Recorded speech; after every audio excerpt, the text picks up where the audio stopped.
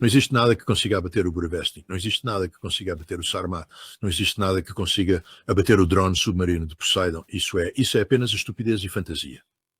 Se você quer lidar com as armas russas, lide com isso através do controle de armamentos, mas isso exige um compromisso verdadeiro com a paz e a segurança. Os russos não vão negociar e abrir mão de suas armas num momento em que a Europa e os Estados Unidos estão falando abertamente sobre a derrota estratégica da Rússia, entende? Então, o não é uma ilusão, um sonho impossível. A Rússia tem armas. O propósito principal de se desenvolver estas armas era derrotar qualquer sistema de defesa de mísseis balísticos existente e qualquer futura defesa de mísseis balísticos. E o Domo de Ferro, não há absolutamente nada de novo no Domo de Ferro. Isto é apenas, são tecnologias já existentes, sabe, que foram atualizadas de acordo. Mas você não pode, nós já fizemos isso uma vez antes. Eu queria que as pessoas voltassem a estudar história. Estudem a história. Eu escrevi um livro sobre isso, caso queiram seguir esse caminho. Rei Escorpião, leiam. Há uns bons 2 capítulos inteiros para se falar sobre a defesa de mísseis balísticos e as falácias que são inerentes a isso, e como tentar se defender de um ataque de mísseis balísticos apenas gera uma corrida armamentista que torna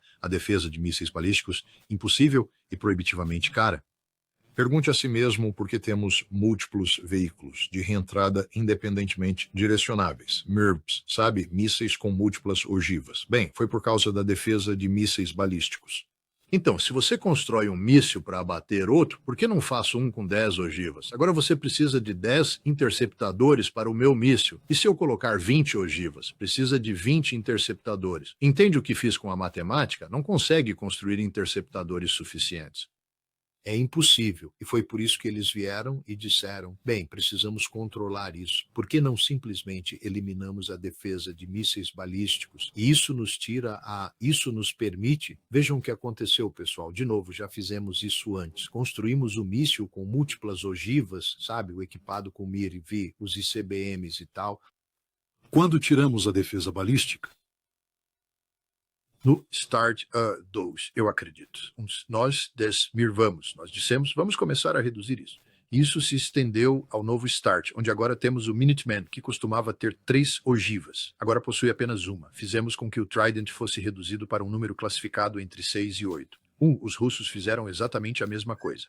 Você sabe, começamos a reduzir o número de ogivas. Estamos indo na direção certa. Agora querem construir defesas antimísseis. Se esqueceram o que vai acontecer? A primeira coisa é que eles vão pegar plataformas de mísseis existentes e colocar mais ogivas nelas, e vocês nunca conseguirão alcançá-los. Nós sempre conseguiremos implantar mais ogivas do que vocês podem construir interceptores.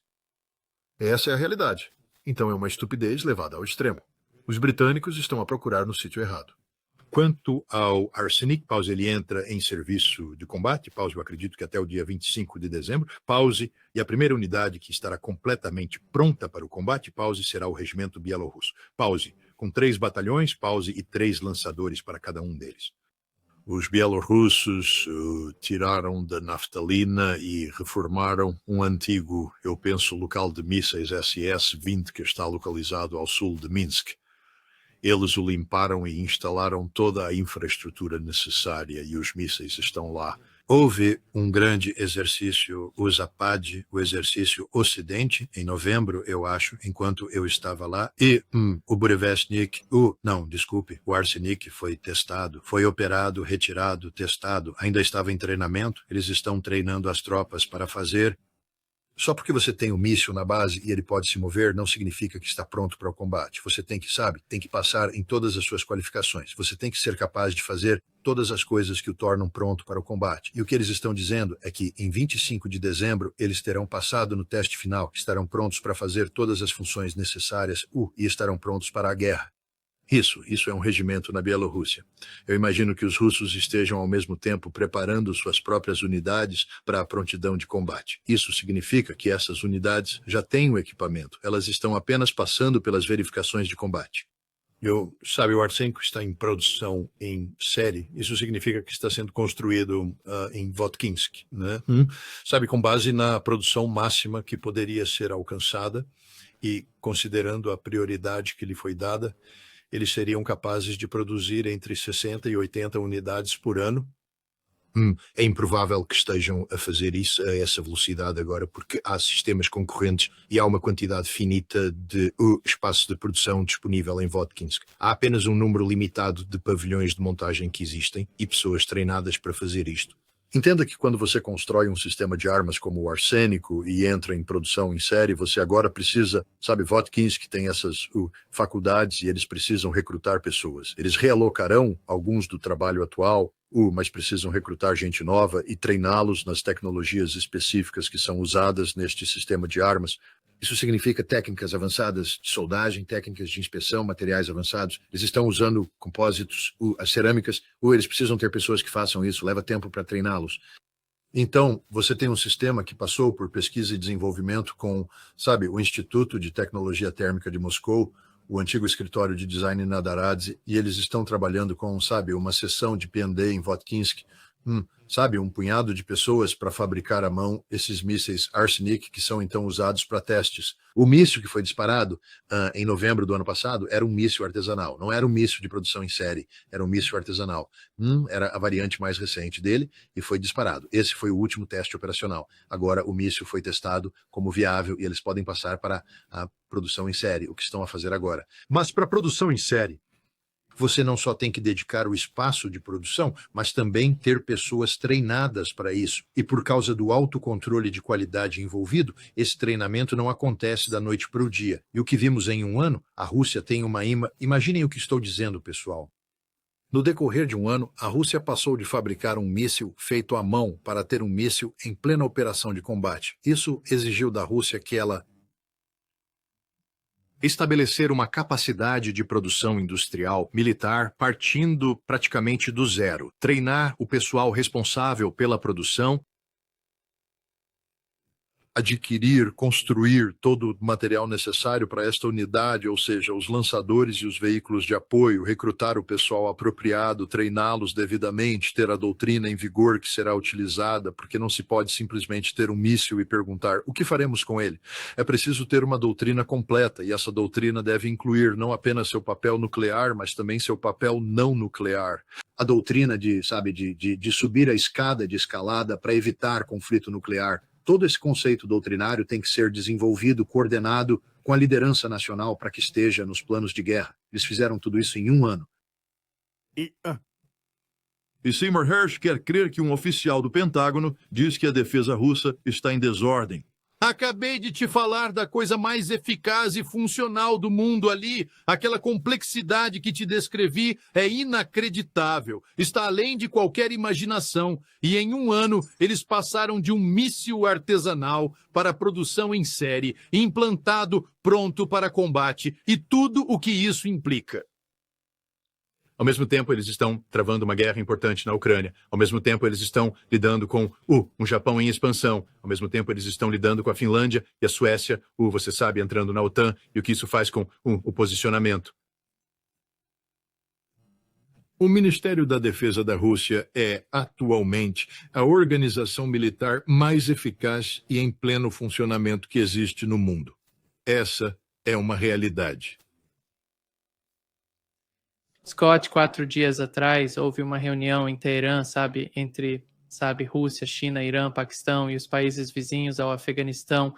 Eles se reuniram para discutir a situação das tropas estrangeiras que estão indo para o Afeganistão. Basicamente, eles estão falando sobre as tropas americanas que se dirigem para lá. Você vê a possibilidade de Donald Trump enviar tropas americanas de volta ao Afeganistão?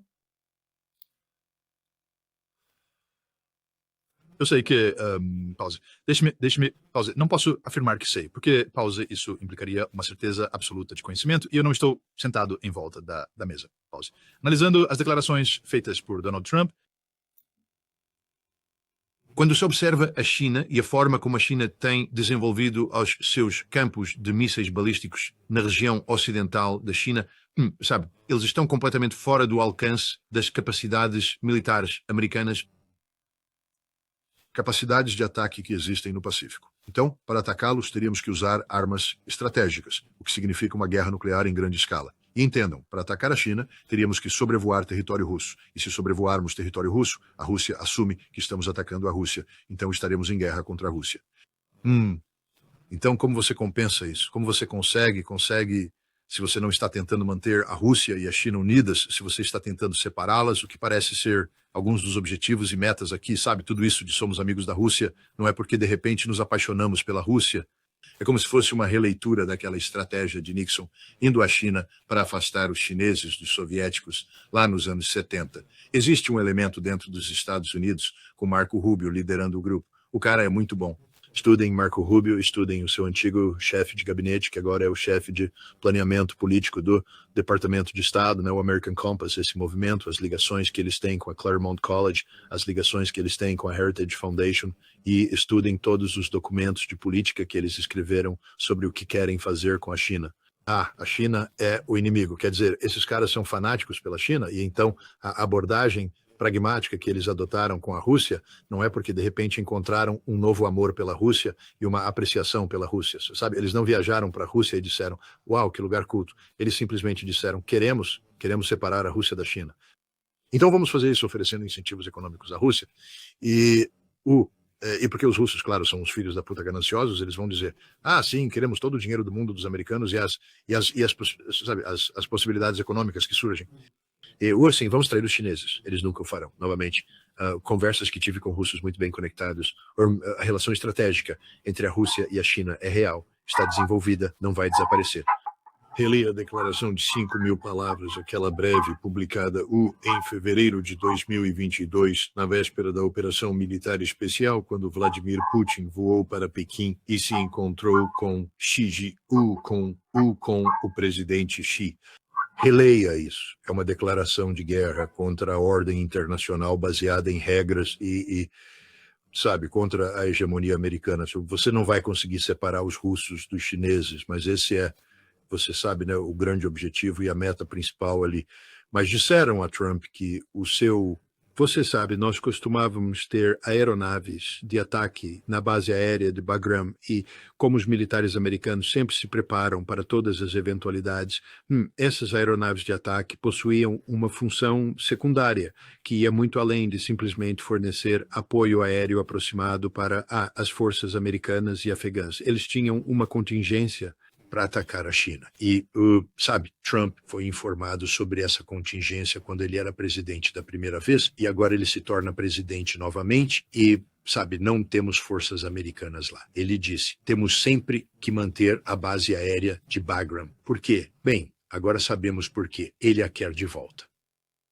E então, eu acho que estamos vendo nações se unirem para conversar sobre como evitar que isso aconteça. Primeiro de tudo, isso não pode acontecer a menos que o Afeganistão aprove. A ideia de que a América vai invadir fisicamente o Afeganistão novamente.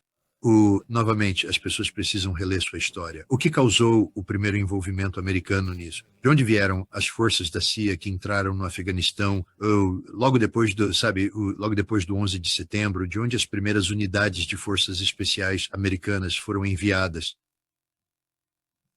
K2. Um aeródromo no Uzbequistão. Mas como isso foi parar no Uzbequistão? Como vocês forneciam, porque a Rússia abriu as linhas de comunicação russas para permitir que suprimentos militares americanos, suprimentos militares da OTAN, passassem pelos portos georgianos, passassem por São Petersburgo, eles viajavam para o sul e entravam no Afeganistão através das antigas repúblicas soviéticas da Ásia Central. A Rússia fez isso. O Paquistão permitiu que os Estados Unidos utilizassem o seu território como um ponto de transferência logística para aceder ao Afeganistão. Hoje, no Paquistão, existem combates entre as forças paquistanesas e as afegãs. Não é uma fronteira aberta e o Paquistão não vai permitir que os Estados Unidos voltem e façam isso. A Rússia também não vai facilitar esta situação. Então, não há como os Estados Unidos realizarem operações militares significativas no Afeganistão sem o apoio total do governo afegão, que permitirá aos Estados Unidos direcionar o fluxo de material para lá. Mas, novamente, não temos uma instalação portuária. Isso significaria um transporte aéreo. Eu não vejo que isso vai acontecer, mas, eu penso que, mais uma vez, as pessoas, ouvem a retórica do Trump e precisam tomar uma atitude reunindo-se e debatendo essa possibilidade. Sim. Para encerrar esta sessão, Scott, aqui está o que Donald Trump disse sobre a Venezuela. Alguma autorização do Congresso para quaisquer ataques terrestres a cartéis na Venezuela? Para o que exatamente? Para quaisquer ataques terrestres a cartéis de drogas na Venezuela? Eu não me importaria de lhes dizer, mas não é grande coisa. Não preciso lhes dizer, já foi provado. Mas não me importaria de forma alguma. Só espero que não vazassem. Há pessoas que vazam. Eles são políticos e vazam como uma peneira. mas não teria dificuldade alguma em fazer isso. Sim. E a Venezuela, me parece que a Venezuela vai se tornar uma armadilha gigantesca e muito perigosa para a administração Trump se eles realmente decidirem intervir lá.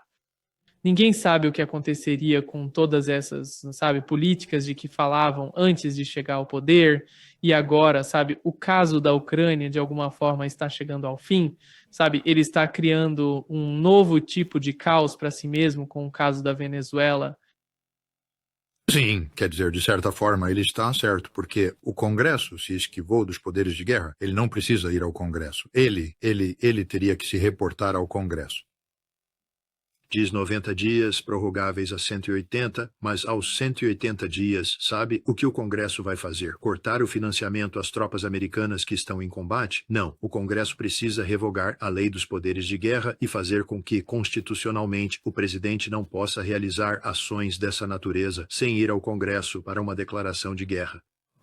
Mas o Congresso não fará isso porque isso significa que o congressista tem que assumir a responsabilidade por essas ações. E esses são políticos, como disse Trump. Eles querem ser reeleitos. Eles não estão no Congresso porque são corajosos, pela sua coragem, sabe? Eles são corajosos porque defendem princípios. Eles estão lá para enriquecer. Nós sabemos disso. Vimos um senador, acho que era Johnson, dizer: se nos negarem a possibilidade de fazer insider trading, se nos negarem a possibilidade de violar a lei, então ninguém se candidatará ao Congresso porque não há incentivo. Ele praticamente disse que as pessoas se tornam membros do Congresso para ficar ricas. É isso, esse é o Congresso hoje, é uma doença, São poucos os congressistas que realmente agem pelo bem da nação. Todos agem em benefício de quem os elegeu para lhes render dinheiro e para si próprios. Como se explica que pessoas que ganham $54 mil ao se candidatar ao Congresso 2 anos depois sejam multimilionárias? Como isso aconteceu? Porque eles têm informações privilegiadas, eles conseguem aproveitar o conhecimento que têm de governar o país para acumular riqueza. Então, Trump está 100% certo, ele não precisa ir ao Congresso de jeito nenhum, e o Congresso não tem, sabe, culhões para impedi-lo, por desrespeitá-los, porque, sabe, está fundamentalmente dividido. Será que ele vai tomar alguma atitude a respeito disso, sabe? Eu sei que Marco Rubio está desesperado por poder... Rubio quer usar a Venezuela como seu trampolim para a Casa Branca. Rubio acredita que ele é... Ele é tão popular na América Latina. Marco Rubio. Não, ele não é popular em lugar nenhum. Tá brincando? Sim, sabe, ele não é popular em lugar nenhum, nem mesmo nos Estados Unidos. Mas, sabe, ele se enganou acreditando que é uma espécie de grande cruzado da democracia americana e tudo mais. Sabe, então ele está tentando fazer isso onde Pete Hegseth está desesperado, sabe, por uma guerra para se mostrar forte. Mas o problema é quando eles veem os números, eles perdem. Quer dizer, estamos perdendo todos os jogos de guerra na Venezuela agora mesmo, todos eles, porque não temos a solução. A única solução que eles possuem agora é o jogo de longo prazo da CIA. E, mais uma vez, a CIA demonstrou historicamente que pode remover governos do poder, não com 100% de certeza. Eles certamente tentaram remover o governo iraniano do poder e isso não funcionou. Mas será que a Venezuela, dada a, sabe, proximidade com os Estados Unidos e o isolamento que ela tem no mundo hoje por causa dessa proximidade, nós provavelmente podemos nos livrar do Maduro e provavelmente o faremos. A questão agora, porém, é se podemos nos livrar de Maduro de uma forma que empodere uma oposição política que possa assumir o controle e evitar uma guerra civil. Ou, ao nos livrarmos de Maduro, nós desencadeamos um desastre, sabe, uma repetição do que houve na Líbia, uma repetição do que houve no Iraque, onde Estados-nação se desintegram, guerra civil, e porque a Venezuela, sabe, tem uma quantidade tão grande de petróleo, a perturbação que isso terá na economia energética global. Então, eu penso que a realidade das consequências de não ser capaz de garantir uma vitória está, de facto, a impedir que o Trump avance. Eu ainda acredito que ele é inteligente o suficiente para saber que se ele nos envolver num atoleiro sul-americano na véspera das eleições de meio de mandato, que ele estará acabado, que a presidência dele terá chegado ao fim, sabe? Mas ele agora está comprometido por causa do Marco Rubio. Sabe, Rubio o envolveu completamente nisso e, assim, eu acho que você vai começar a ver um jogo muito mais longo de buscar enfraquecer economicamente a Venezuela, criando uma oposição que possa ser explorada de forma eficaz pela CIA e assim por diante. Sabe, o grande objetivo é evitar que um atoleiro se desenvolva antes das próximas eleições de meio de mandato. Depois das eleições de meio de mandato, se Trump vencer, tudo pode acontecer. Quer dizer, vamos bombardear a Venezuela sem parar. Mas o Trump tem um problema agora, um problema enorme. Bem, sabe, ele teve um desempenho patético na outra noite quando falava sobre seu plano econômico e não foi convincente. E a economia americana não está indo bem. Bem, sabe, ele pode enviar $1.776 para cada militar americano o quanto quiser. Sabe, no fim das contas, isso são apenas 1,2 milhões de votos. Uma nação de mais de 350 milhões, muitos dos quais agora estão apenas reconhecendo que este homem é um desastre, que ele não cumpriu nada, que ele é um ataque frontal às liberdades civis americanas. Sabe, acho que ainda há pessoas suficientes que estão felizes com a segurança da fronteira, sabe? E o fato de ele ter fechado a fronteira. Mas, novamente, bombardear a Venezuela, sabe? Vamos simplesmente enviar milhões de pessoas a mais para o norte, causando tensões. Então a Venezuela é um caso complicado porque, sabe, ele quer atacar a Venezuela e Marco Rubio quer atacar a Venezuela e Pete Hegseth quer atacar a Venezuela. Mas há pessoas politicamente espertas que dizem, se você fizer isso e não vencermos decisivamente, é o seu fim. É isso, você está acabado. E, senhor presidente, sabe, o que ele precisa entender é que ele não tem apenas que sobreviver até o fim do seu mandato. Ele precisa de um político favorável para ser presidente em 2028.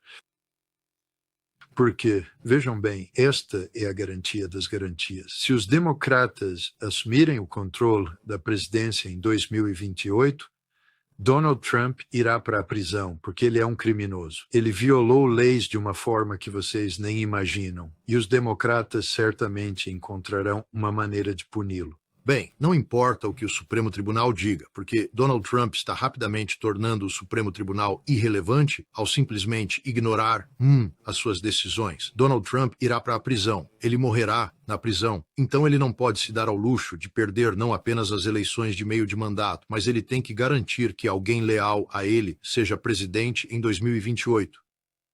E acho que ele está começando a perceber que isso está escapando e que ele tem que ter cuidado. E acho que a Venezuela é uma daquelas coisas com as quais ele tem que ter muito cuidado. Pois é, sim. Muito obrigado, Scott, por ter estado conosco hoje. Foi um grande prazer, como sempre. Bem, muito obrigado por me receber. O prazer é todo meu. E Feliz Natal, que eu tinha me esquecido de mencionar. Ah, sim, um Feliz Natal. E um Feliz Ano Novo. E que tenham uma viagem segura.